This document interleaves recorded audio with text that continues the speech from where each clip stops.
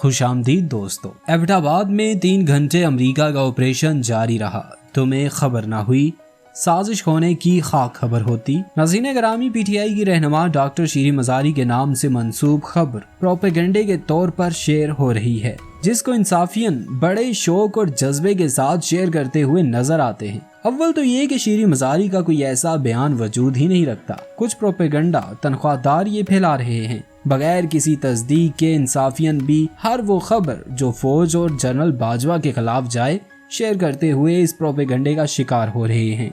दोस्तों, तारीख गवाह है कि एबटाबाद ऑपरेशन पर ओबामा ने किताब में लिखा है कि ऑपरेशन के बाद हमने डरते डरते जरदारी को कॉल की तो उसने मुबारकबाद दी और खुशी का इजहार किया, जिसका साफ मतलब यह है कि सिविल क़यादत की रजामंदी शामिल थी, जबकि फौज ने भारत के अंदर घुसकर हमला किया और वो भी पहले वार्निंग दी और फिर अभिनंदन को चाय पिलाकर उस वक्त के वज़ीर-ए-आज़म इमरान खान के फैसले के मुताबिक बॉर्डर से रुखसत किया। खुदारा चंद लाइक्स और पोस्ट रीच के खातिर अपने शोहदा के खून को मत भूलिए।